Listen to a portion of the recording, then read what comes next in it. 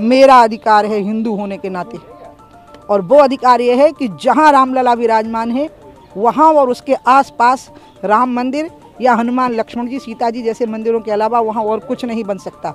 मैं Vatican city का बहुत सम्मान करती हूँ, वहाँ कोई मंदिर बनाने जाएगा मैं उसको रोक दूँगी।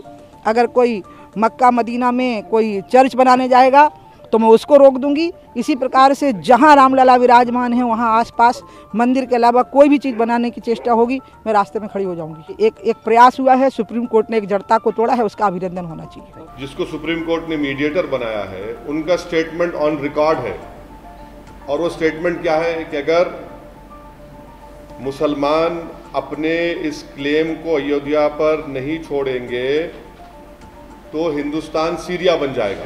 और उन्होंने ये भी कहा कि मुसलमान एज अ गुडविल गेस्चर इसको छोड़ दें।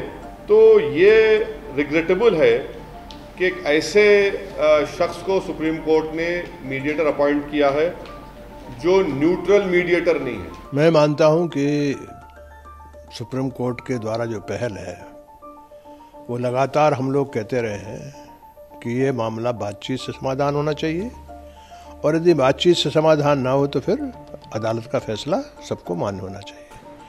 इसलिए मैं स्वागत करता हूँ ये जो कमेटी चीफ जस्टिस के अगुवाई में बनाई गई है, 8 सप्ताह उसको दिया गया है।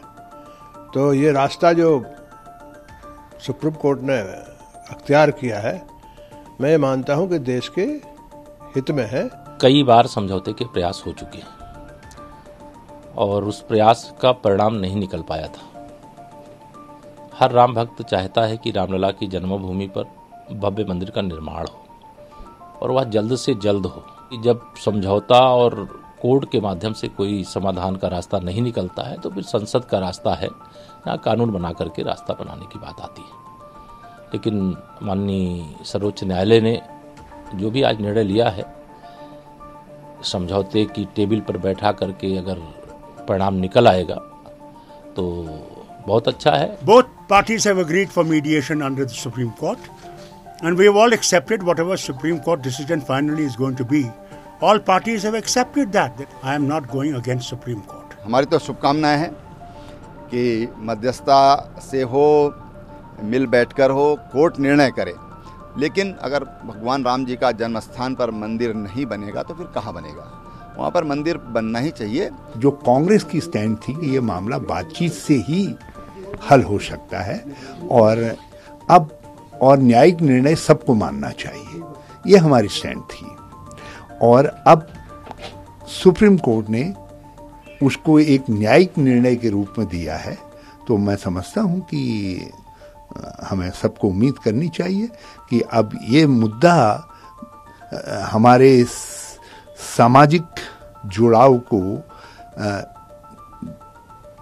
जो खराब करता था, अब वो मुद्दा नहीं रहेगा। भाजपा ही ये काम करती थी, और इसीलिए हम लोग कहते थे कि ये मर्यादा पुरुषोत्तम का मंदिर क्या बनाएंगे, क्योंकि ये तो मर्यादा तोड़ने वाले लोग हैं। तो अब भाजपा को ये समझना पड़ेगा कि अब तो जज है ना सुप्रीम कोर्ट, जो जज करेगा इनके व्यवहार को, और देश भी जज करेगा। तो यही लोग हैं, अपने बजरंगी, अठरंगी, नौरंगी जितने भी हैं इनके, उनको भाजपा को कंट्रोल करना चाहिए, और कहना चाहिए कि वातावरण खराब करने की किसी को इजाज़त नहीं दी जा सकती।